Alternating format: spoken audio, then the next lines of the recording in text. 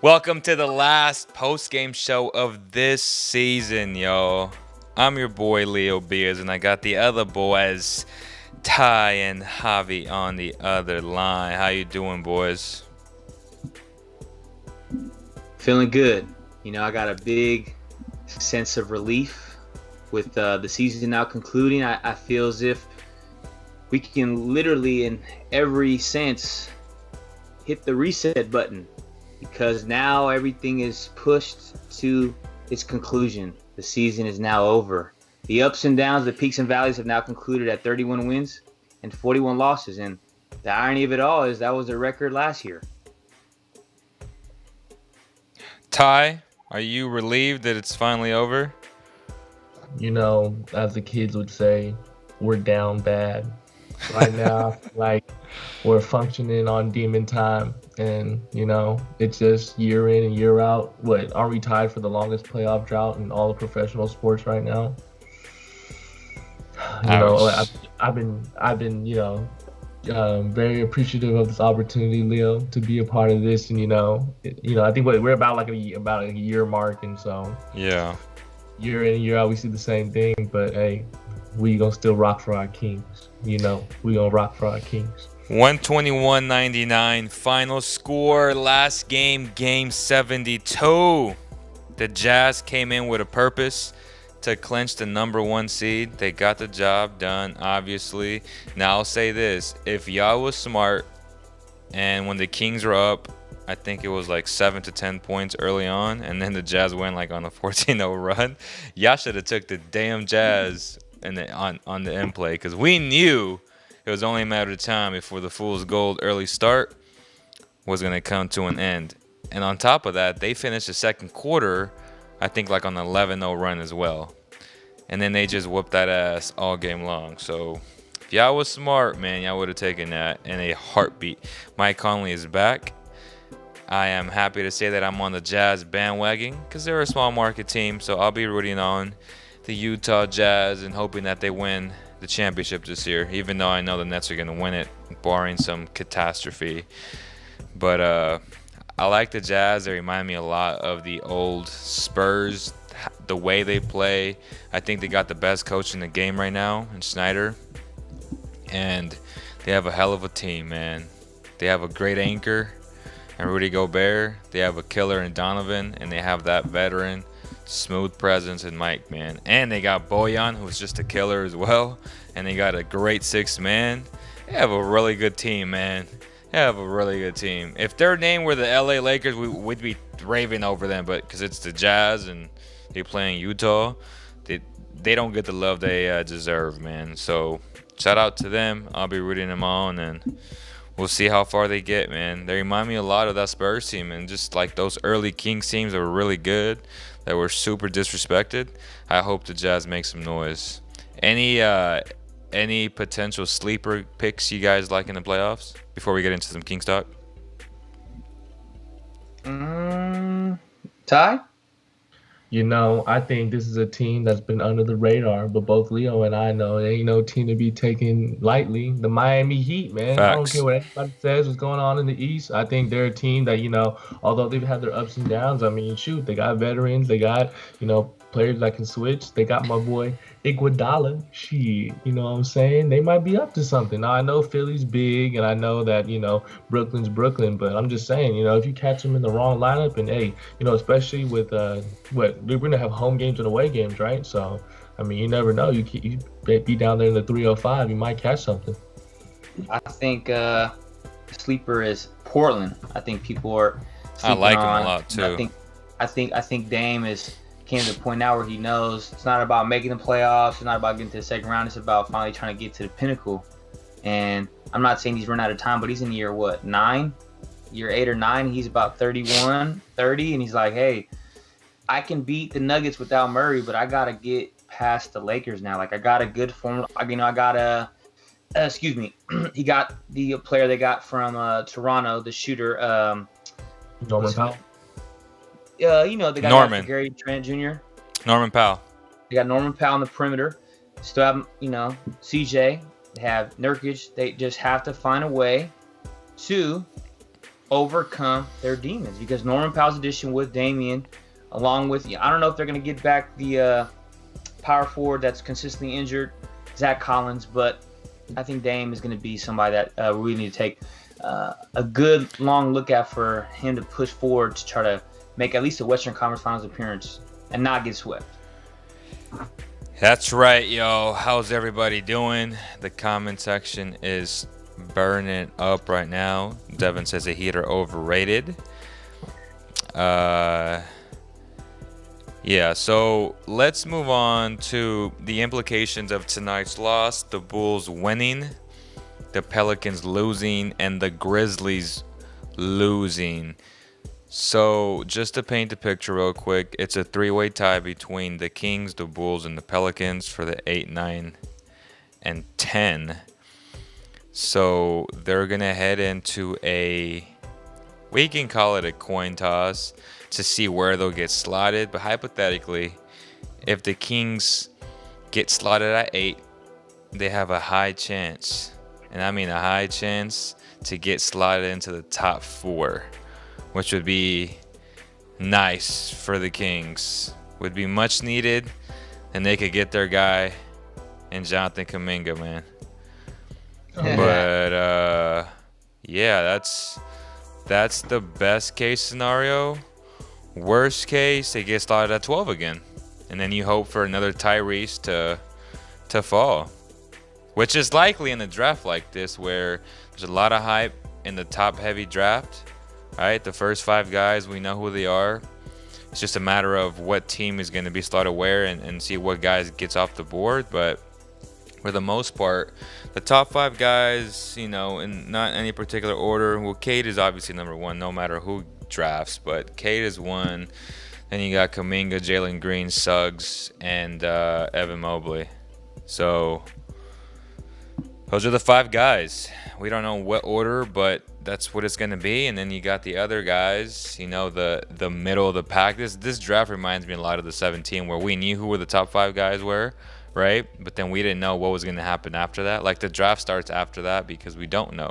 You got the Scotty Barnes, you got the Wagners, you got a bunch of dudes. I know Samuel was talking about. He was curious what y'all thought of Franz Wagner. Feels like the perfect versatile defender, glue guy with underrated upside. So again, we won't really get into the details of guys and stuff today. We'll have a dedicated show. We'll have dedicated guests who's been covering all these dudes as time progresses this offseason. It's going to be a long-ass offseason, I'll be honest. A lot of the focus will be covering some of these playoff games. It's not our team per se, like we have a rooting interest, but it's playoff basketball, man. And if you're a basketball fan, you're going to love watching this year, because for the first time, we'll have a play-in tournament with that March Madness feel. It's a 1 game per se, and I can't wait to watch that, man. But what are your thoughts, Javi, on the Kings potentially getting slotted at 8 and potentially having those percentages of landing a top 4 pick? From the intel that I've been hearing consistently throughout the day, McNair is not in the business of taking the best player available if the potential for a generational acquisition in Sacramento's terms come about. Not saying no Kevin Durant type of situation, but intel that I've got is that the Kings are more than willing to trade this year's first-round pick and the 2023 first-round pick if they can acquire an all-star level player. Now, fans might not want to hear, for example, Chris Middleton is considered an all-star. I'm not saying the Kings should trade their 2 first-round picks in this year's draft and in 2023 for Chris Middleton, but from the intel that I've been told, that the Kings would be more than willing to trade this year's first-round pick and the first-round pick in 2 years to acquire an all-star caliber player, because McNair is trying to fill this team's roster with players to win now and not try to wait for the future. So sorry to all the tankers. For one, you guys more or less got what you wanted, because we were 4 games away from the next seed. So if they would have got rid of Holmes, Beal, and Halliburton, would the Kings won 25, 26 games? Maybe, maybe not. But either way, they're still in the top 8 potentially, and they only finished 10 under, which is not good, but they still won 30-plus games. And on top of all that, McNair is still saying, from what I've heard, whether it's true or not, that they're more than willing to trade the second first-round pick on top of the 2021 first-round pick currently for an all-star caliber player in the offseason. So if they finish in the top 4, they get a top 3, they get top 8, whatever, that's cool. There's a lot of value in this draft. But I'm going to take the proven commodity 12 times out of 10 and twice on Sundays before I take a draft prospect, in my estimation, in any NBA franchise's direction. Okay, Ty, what do? Do you roll the dice? Hypothetically, say you get a top 5 pick and you get one of these 5 guys. Do you roll the dice with one of these kids who have a ton of upside? Or do you go out and you attempt to get an all-star type Chris Paul? I guess what Javi's trying to say, or what he's trying to imply, is that the Kings want a Phoenix Suns type turnaround, right? Because the Suns and the Kings were looked at to be very similar, and they added Chris Paul, and look what happened. They literally almost got the number 1 seed. So that's what he's alluding to. Whether or not that player is out there, I don't think they're out there, especially with the value proposition or assets, right, that the Kings have, which they don't have much, if any at all. Would you rather, again, roll the dice on these upside kids, or do you go out and try to get an all-star type level player? So I think kind of looking at the bigger picture, I mean, obviously we want to make the playoffs. It's been too long of a drought. But I think, something that, we talked about this before, and what we saw in Chicago is like, you can go and trade for a guy like Nikola Vucevic. It doesn't necessarily mean that you're going to make your team immediately better. And I think Phoenix, I think that's definitely a special circumstance because, it's not every day that you have the opportunity to sign a guy like Chris Paul. It's not every day that a guy like Chris Paul has that little value, you know what I mean, especially with that contract. So being able to acquire someone like that and then him turn a franchise around, I think that's something, I can't think of anything recently, but I think that's completely unprecedented. But essentially, to make my long answer short, I think Team Tank fans are probably going to be fond of this, but I think that ultimately we have to take a shot on a young guy because I think although we would like to win now and, realistically, if we were to secure a guy like Chris Middleton, et cetera, we're playing the NBA where there's guys like KD, Kyrie Irving, James Harden on the same team. You know what I mean? Right. And as much as I'd love to add a Chris Middleton to the Sacramento Kings team alongside De'Aaron Fox and Tyrese Halliburton,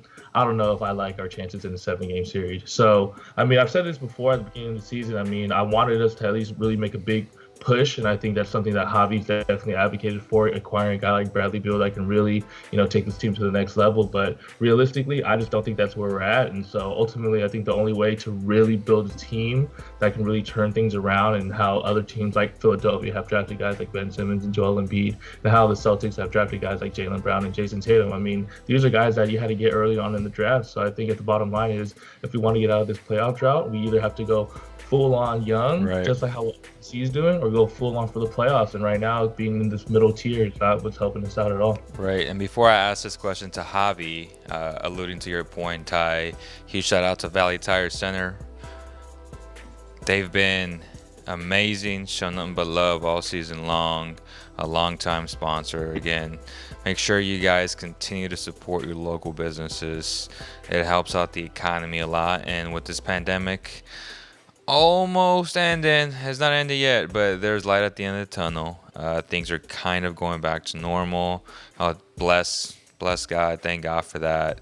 Again, huge shout out to all the local businesses out there, Valley Tire Center, Medici, everybody who was a sponsor of the Cowboy Kingdom platform this year, and we got love for you guys. Thank you guys for believing in the Cowboy Kingdom platform, and we hope you guys continue to support. And of course, we beg and we ask for our followers to support these businesses as well.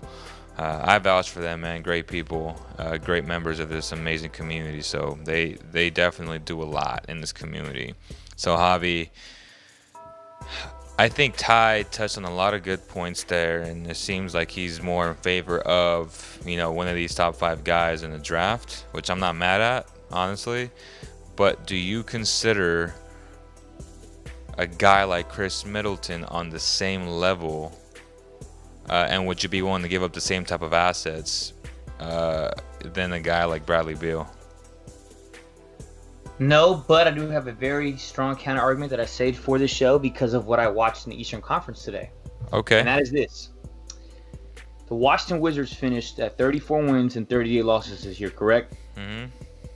Do you guys think, with the team we have, with what would be required to acquire my guy Bradley Beal on the Kings, the Kings, in my estimation, I want your opinion, would finish with that a record exactly, but flipped at the bare minimum with that team that I put out there in 2-3 different trade proposals at 38 wins and 34 losses, because I still think that his surrounding cast, granted Russell is great, maybe Hall of Famer, but he's still triple-double king. No, he's a Hall of Famer for sure, but... Oh, no, I'm just saying some people say he is. I'm not saying he's not. I'm just saying, the point is this. I still think the Kings surrounding cast would be better with Bradley Beal on the Kings with what they'd have left after they acquired him. And I feel like the Kings would be a 38-win team in a 72-game season. I think they'd be a 48-win team in a 82-game season. My point is still proven fact that the proven commodity is always going to be worth more than the undrafted, unknown, unsure player. No matter how much promise he brings you, we've had so much bad luck and so much bad history of draft picks. It's not even about McNair, because McNair hasn't made those picks. But what I'm saying is, if you have a potential opportunity to acquire a Levine, a Middleton, a Bradley Beal, whatever all-star player that's going to be available, Siakam. I'm not saying Siakam. I'm just saying example of a player of that caliber that's available for 2 first-round picks because a team is going full tank. How could you say no to that? I'm not saying, the Bulls got Vucevic and they got worse. Essentially, they didn't get better. Okay. But do you feel like their franchise feels worse about themselves right now than they did pre-trade? No. But to your point, though, I agree from you from the Kings' perspective. There's no way in hell that the Wizards, now looking at what they did, the actual Wizards, they have to agree to something like that, Javi. And it's just flipped. It's like, okay, do the Wizards do that? So, you're trying for the Kings to win, and I understand that. But why would the Wizards give up that huge asset in Bradley Beal? It really does come down to that, though. It's like, okay, you're advocating for the Kings, but it takes 2 to tango at the end of the day. If the Kings, okay, I understand. So the deal on the table was Halliburton, Hield, Bagley, and 2 first-round picks, even 3 if needed for Bradley Beal and Bertans. And why would the Wizards do that? I feel it would be a stretch for it to happen altogether, but I just feel like Halliburton's upside in the league right now and the draft capital, and they feel like say they're going to play the 7-8 game, and let's say they lose the 7-8 game, and what if they just lose the 9 against a 9-10 seed opponent? I'm saying, you know what I mean? What if they just go so AWOL where they just have no resemblance of a team that even deserves to be there? That's what I'm saying. There would be a chance. But if they compete and they lose by 3 points, or they stretch it to 2 games, whatever it may be, okay, they're probably not getting rid of Bradley Beal. I'm just saying, even Bradley Beal's not the only one I'd want to acquire. Levine. I'm not even saying these are the guys that potentially are on the trade block. I'm just saying if McNair can acquire an all-star level caliber player, that talent at this particular time for Sacramento, it's just hard for me to say, I want to stick with the draft pick at this time, because what if the draft pick fizzles out the way Bagley essentially has in everyone's mind over here? I mean, not mine, but I know how you guys feel about him, and I respect that opinion. But I mean, what if we get another Marvin Bagley-esque player? I'm not mad at that, Javi. It's just, for me, it's no. Yes, I'd rather have an all-star player, duh. Okay, but you're agreeing with what I'm saying. But at the end of the day, how do we get to that point to where the other team, again, it takes 2 to tango? The other team has to agree and say, you know what, I'm going to tank, because that's what they're doing essentially, right? Halliburton has to be part of the deal. Right, that's how it sticks. But on the other side, though, you're telling your fans that we're tanking, right, Ty? The Wizards, the Raptors, if it's Spicy P, if it's anybody, they're saying, F it, we're tanking. And that's not the message that these teams want to send their fans, especially going into next year, especially after a pandemic. Everybody's in the boat to get All-Stars, bro. All-Stars are effing hard to get. We get that. But the Kings, in my opinion, don't have the assets to acquire one, and that would require the other team to literally say we're tanking and we're giving you our all-star so y'all can get better, so we can get worse. That doesn't make any sense to me, bro. Realistically speaking, right, Ty? Yeah, and you just kind of have to look at. I think there's two teams that made it abundantly clear that they're tanking this year, right? You saw the Orlando Magic trade everybody away. You saw the Detroit Pistons trade everybody away. So the real question is, if you want to get a free agent like Bradley Beal or Zach LaVine, you'd have to ask, are the Chicago Bulls or Washington Wizards in a place at their franchise where they want to turn into an Orlando Magic or Detroit Pistons, right? And so that's a tough question to answer. And I don't know if I have an answer to that.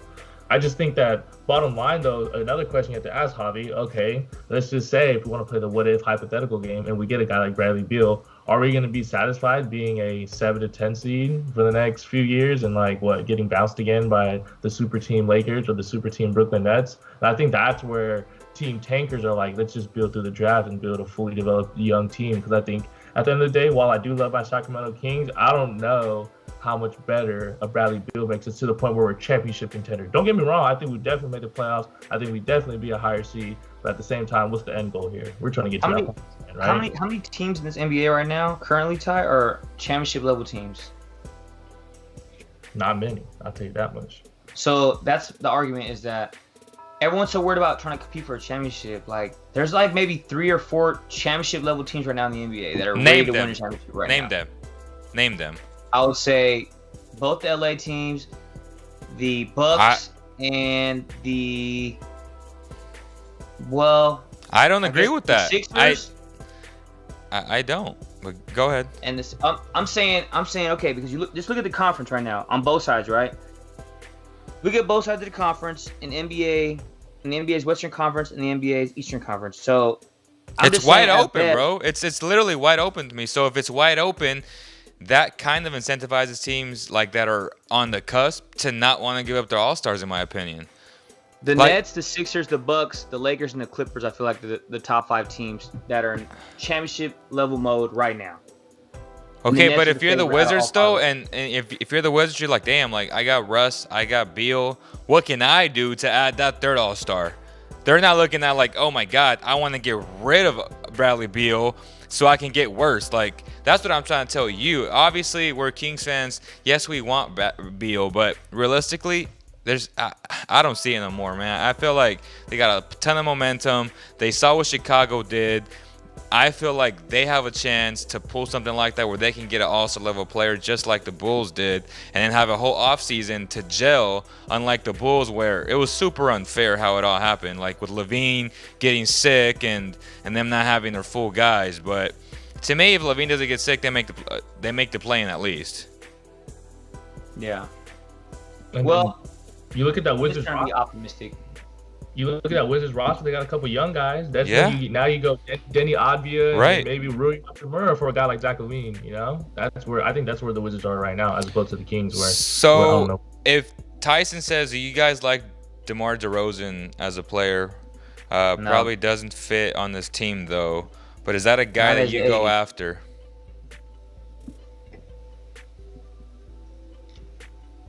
Is that a guy that you go after? I personally like DeMar DeRozan, but at the end of the day, he doesn't move the needle for us. So, like, why go pursue him? You know what I mean? He's 33. That's all I need to say. Like, he's 33. Like, yeah, he's a great player, but he's going to be good for 3 years. That's not... We're looking for a 5-year project, not 3. Is he going to be good for 3 years, though?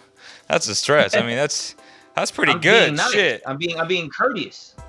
That's pretty good, bro. Like, if he came for 3 years, like DeRozan, like, at a high level, shit, I'll take that. I just don't think he'll get there. I don't think he'll be at that level for 3 years, though. What would you take for him? I mean, he's going to be a free agent. Oh, he's unrestricted? Yeah. I didn't know that. I thought he was restricted. No, he's unrestricted. Huh? He's UFA. Interesting. He's unrestricted. I'd want DeMar DeRozan on our team. And he just turned 31. He got 31? Yeah. He's not 33 then. Oh, well, that makes it a little more enticing. Maybe move Harrison to the 4 and let Rashawn walk, pay DeMar, trade Buddy. Nah. Warren, Halliburton, DeMar, Harrison, and Marvin? I ain't letting Rashawn Holmes go for DeMar DeRozan. I'm just kidding, guy. Relax. It was a joke. It was just a joke, guys. We ain't Relax. joking with Rashawn Holmes. We better, hey, Rashawn Holmes, watch this, man. You better know. We better. I love Rashawn Holmes. I don't want Rashawn to leave Sacramento. I'm just saying, McNair's gonna have the final say in that. Oh man. Our Zone Productions also says that he would take a high-level DeMar DeRozan for the next 3 years. I think we all would, man. Michael Garcia says put all the chips in with Bagley, and he's talking to Ty, by the way. Hey man, that boy Bagley can go. Oh my God, man. If San Antonio, I don't know. Well, obviously he's an unrestricted free agent, but You guys just trade Marvin Bagley for a bag of gum, bro. A pack of gum and a bag of chips. Don't even front, bro. DeMar DeRozan for Marvin Bagley. Hell All yeah. right, so Ty, Javi and I had this conversation, I don't know, a few nights ago. Do you think? I think that TD will get 8 to 11 million per season next year. Is that facts or foolishness? From the Kings? No, In general. I just think that's his market. I think that's interesting. I don't know. I think especially because he played well during like these last few games, I think he's gonna want to prove it deal. Because is he an unrestricted free agent? He's restricted. He's restricted. He's restricted. No, yeah, 8 to 11 million doesn't sound ludicrous or anything. But I think if anything, I don't know. I think he'd rather have a prove it deal before he signs a long-term contract. You know what I mean? Like sign maybe like for like 1 year, 8 million somewhere, and then wanna. Well, obviously he's restricted, so that probably won't even I happen, can see him doing that too. 1 year, $8 million deal. Would you rather have TD or have Malik Monk? I think Malik Monk has doesn't he have a higher market? Doesn't he gonna want way more money? Yeah, he's gonna get more money, but like in the perfect, like who do you think is the better player, and like who would fit better here? If they're both making the same amount of money? Yeah. If they're both making the same amount of money, I don't know, man, because Malik Monk, he gets real high, but he also gets real low sometimes. And I think also considering that Charlotte's roster, the way that it's built, I feel like, I don't know, he has opportunity, I feel like, but if he's outshined by Melo, Rozier, and Devontae Graham, I don't know. I think I'd rather honestly take a rather swing at Terrence Davis. I don't think Malik Monk is that much better than him, but that's just me speaking. Okay. Ty has spoken. Anything else that you want to add, Javi? I'm taking TD, and I'm taking TD because he's not going to be costing 8 to 10 million. And I have more intel that it's not going to be hard for the Kings to re-sign him as a restricted free agent. Because again, they plan to see. Okay, let's get into my main point that we're going to conclude this conversation and bring into the next part and the next segment of the show is that from the intel that's been provided to me at this time, Buddy Hield will not be a Sacramento King next year, barring them finding not one trade partner, because the Kings see their 4-guard lineup right now as De'Aaron Fox and Halliburton starting with Delon Wright and Terrence Davis as their backup 1 and 2. And they don't want Buddy Hield to leave, but at his cap figure, with Rashawn being impending free agent, they want to find a way to keep Rashawn, and they feel like they already have a good starting caliber 2 guard in Halliburton that they can play, and they have 2 quality bench players in their rotation that they acquired at the deadline, to where they don't need to have Buddy Hield in this roster. That's going to be impossible to accomplish. So it doesn't matter what they want or whatever. Nobody thought the Kings were going to make the deals that they made. No, I'm just saying it's impossible because first of all, that means they have to deal Buddy Hield on draft night and not receive any deals back. No incoming salaries. Who the hell has $23 million on draft night? Like they're still on. No, they don't. Like they're still on this year's cap. That's what doesn't make sense to me. So that means. Well, I think if they took him back, if they trade him, they take back some salary, maybe a trade exception. Like Boston, for example, would be like they have a trade exception. That'd be the only Boston, thing. I'm just saying that would be an example. Right, but.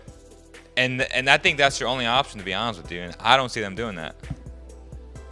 No way. Well, Boston needs us more than we need them right now.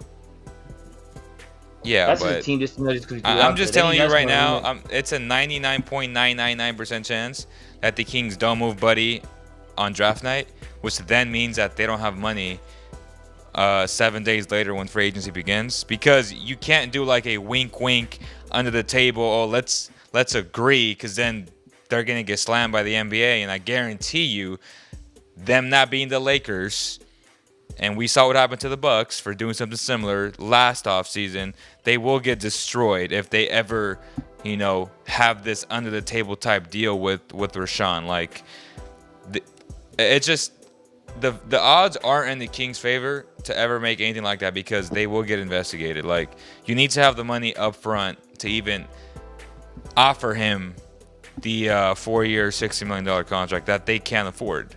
Like, they can't afford that, period. So it's going to be super hard to move it. And again, the only way, again, is if you move Bagley on draft night and then you cut Justin James and whatever little deal is possible to get remotely close to that, man. Well, Hassan Whiteside rather is expiring as well this time. So we'll see what happens. But this is pretty much it, man. Like, we had a good year in terms of content from a post-game perspective. I think the show gradually got better. Let's do favorite moments, if y'all can think of any. Let's go with Ty first before we start ending the show. I ain't gonna lie. When I was sitting here on the show and I was chilling, and then that boy Javi started hitting that Trey Lance. Oh, he was hitting that. That was tight. Lance. I like that. Make you dance. Favorite moments, man. What about you, Javi?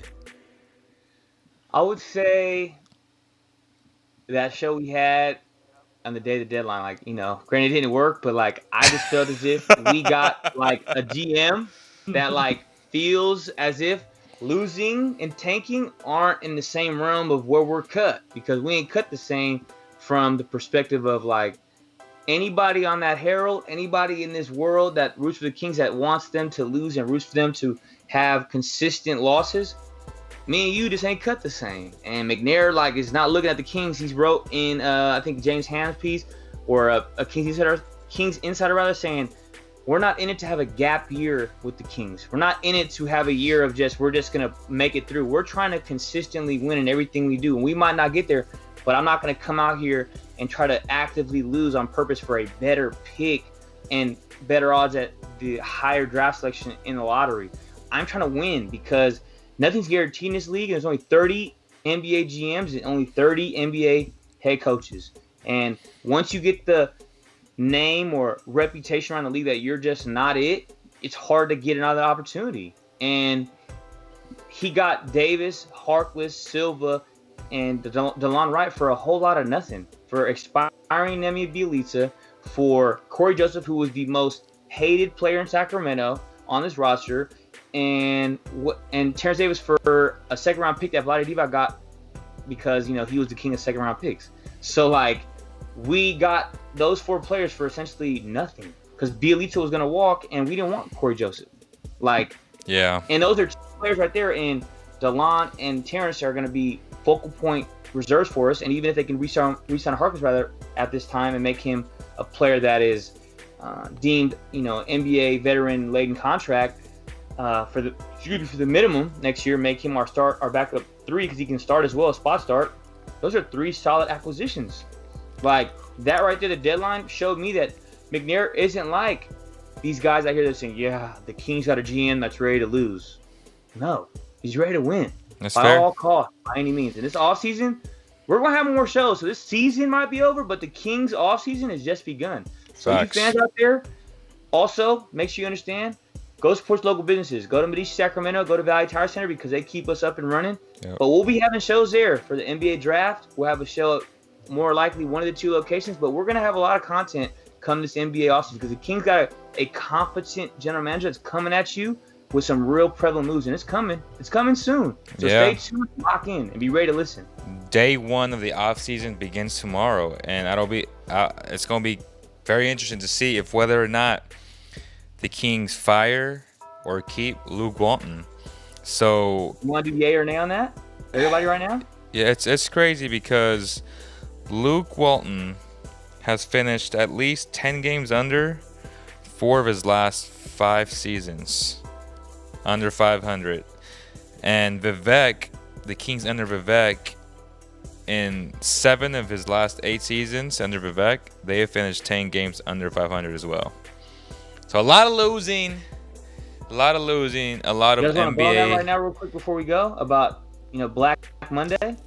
Black Sacramento? You wanna vote on it? Monday. Black Monday is when coaches get fired the day after the season. Do we want to vote on Sacramento's behalf? Does Luke Walton have a job tomorrow? Do we want to vote? Hey, well, how are you framing it? Are you saying what do we think or what do we want?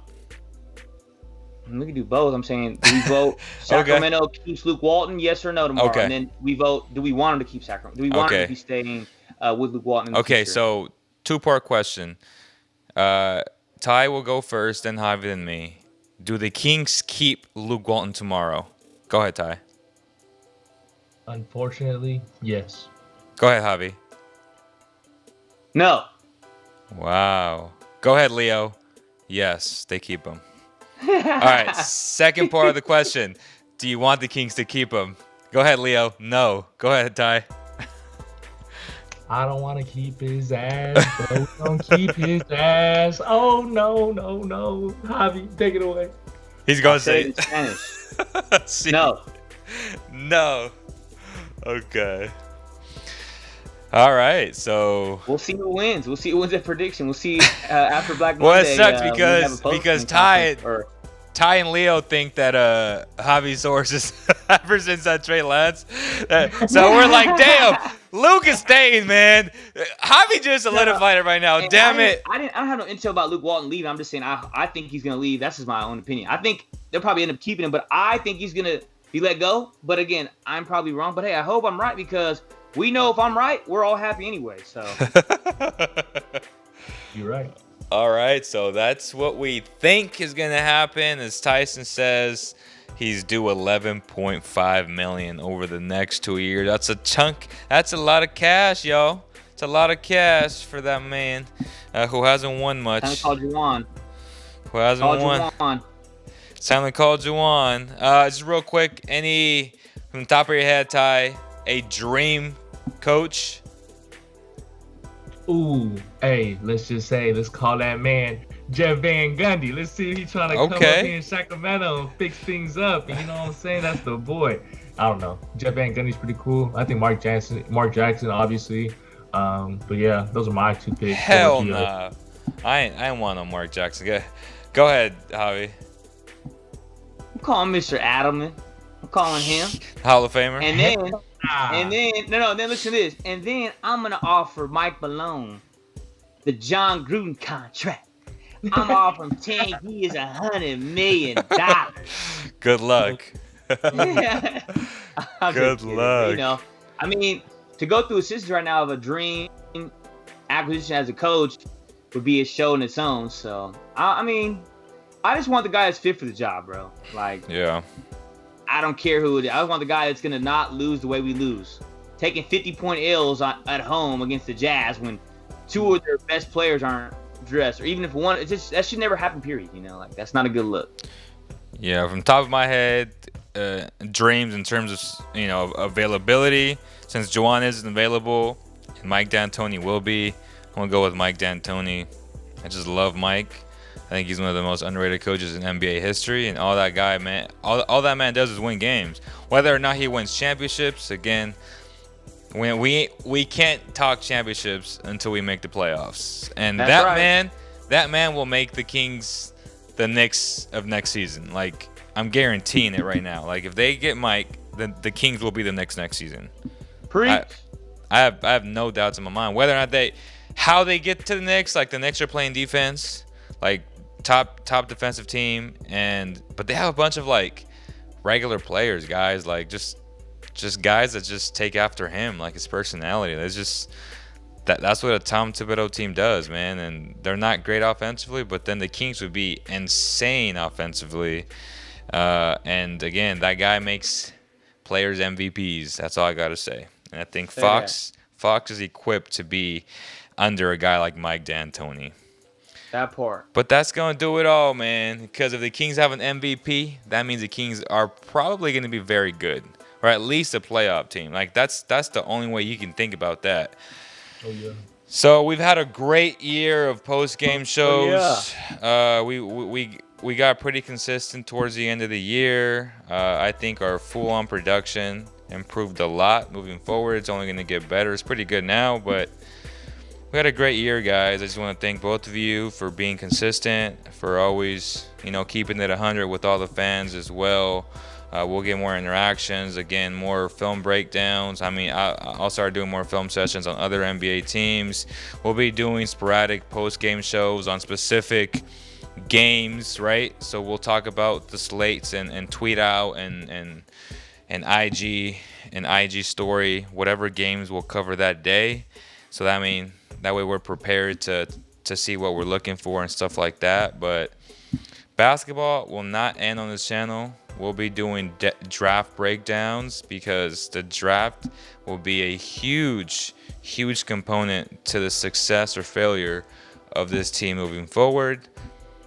We're going to get probably a Monty McNair interview tomorrow or the next day. I'll get an email later tonight or probably tomorrow discussing that. There's always that last press conference from the GM, kind of just evaluating the whole season. So we'll let you guys know and keep you guys in the loop as always. Make sure you follow us on all social media platforms. Javi and Ty, y'all can follow them.